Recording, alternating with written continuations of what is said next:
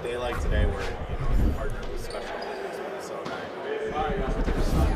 does it feel a little bit more kind of special, just how it affects you? For sure. I was actually talking to my wife about it this morning, and obviously for me and our situation with Jacob, and especially with he's 9 now, and seeing these kids, and obviously for our family, it's a hope that one day Jacob would participate in something similar. So he's not too into team sports at the moment, but we can hopefully get him to come along. And obviously such a great event for these guys to feel included. And obviously, like I said, hopefully Minnesota comes out and supports them and cheers them on. And obviously it's a very important thing to these kids and obviously their families as well. Yeah, I mean, what's a day like this do for you? I mean, is it kind of recharging just to be able to be around all the energy? Yeah, especially when I don't have my own kids here. But no, it is. I think obviously anything we do with kids and families to help support, and obviously this is, for me especially, even closer to my heart with my family. So awesome that all our guys are here and able to participate, and just help them out, let them enjoy the day, and give them a bit of support and confidence going into the Special Olympics. Transition just into the more basketball side of it. You and Mike have had kind of this history back a few years. Just what was it like when you kind of found out that he had gotten traded and then he's back now? And was it normal last night, or? Yeah, I mean it's normal in the sense of like we understand the business we're in. I was in his room right after he got traded in Toronto, just hanging out, and it's just, I think people forget the real life side of it. Like I was fortunately and unfortunately in his room when he was telling his kids, and like you just hear the kids' version of it. So obviously very glad that he's back. He got an extra few days in Cabo, which is nice for him, but obviously what he means to this organisation and what he's done since coming here a few years ago, it would have been sad to end that way, but glad we got him back. Kind of on your side of it too, a lot of people talk about you pretty similar to how they talk about Mike, just like how much it meant to them, helping them understand the game. Just like when you're getting that kind of feedback, even when you're not playing necessarily. Yeah. Is that something that means a lot to you at this stage? For sure. I think as you go through your career, I think we're all aware, or most of us are aware at some point it's going to slow down and then end.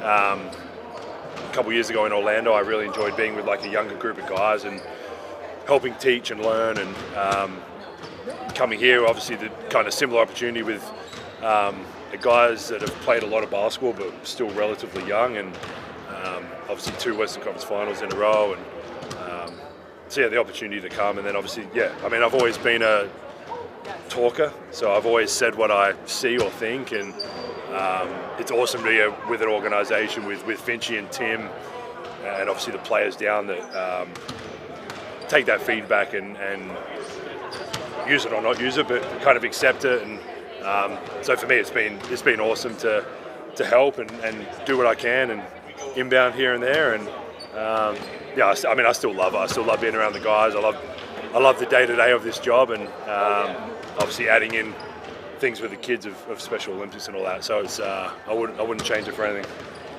What's the relationship like with Minnesota fans? I feel like often when they're going crazy for you, I'm sitting there like, this guy is like a borderline all-star and a really competitive. Definitely not that.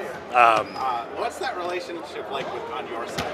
Do you feel? Yeah, I mean, it's obviously nice to like feel that support. I think wherever you are as a player or person, wherever you work, you want to feel supported. And I mean, ever since I got here, they've been, the fans and the city's been amazing to me, amazing to my family. Couldn't say I ever thought I would be in Minnesota for a couple of years.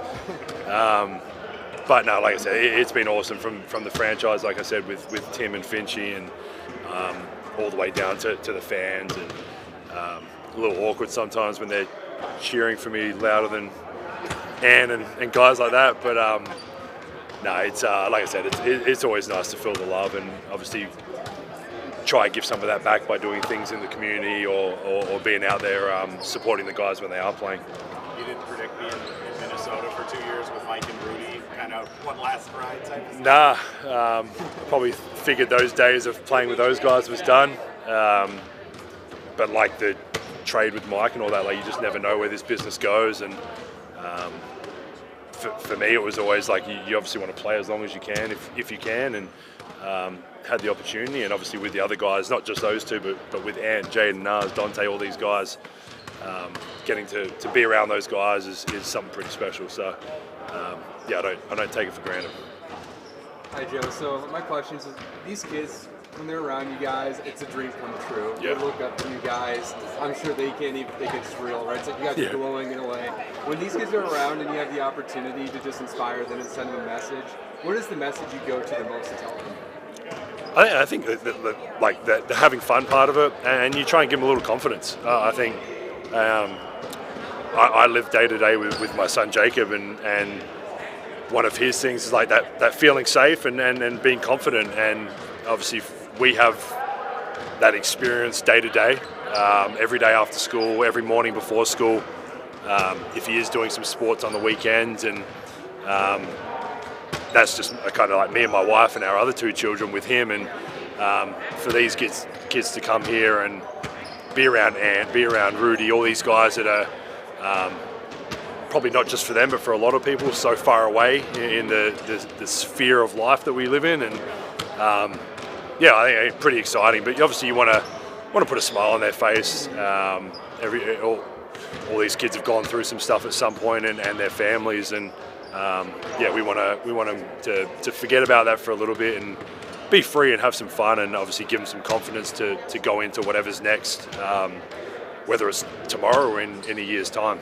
Yeah, and clearly all the teammates around you, this all resonates with them as well significantly. Do you think, your teammates knowing your story, your family, do you think that also helps them fully embrace days like today? Yeah, I mean, I think so. I think what my wife and I have always tried to do with Jacob and his autism is just put it out there and make people more aware and accepting. And I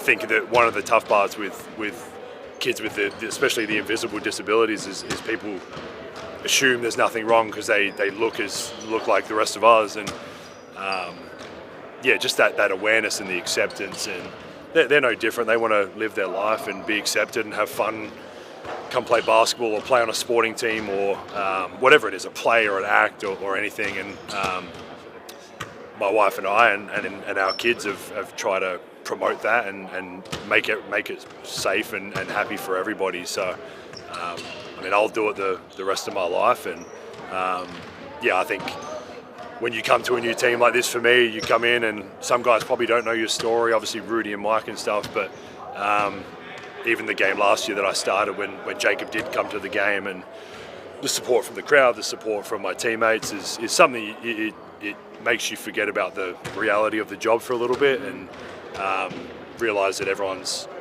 human too. Finchy doing that, and then my teammates having my back on that was something I'll never forget.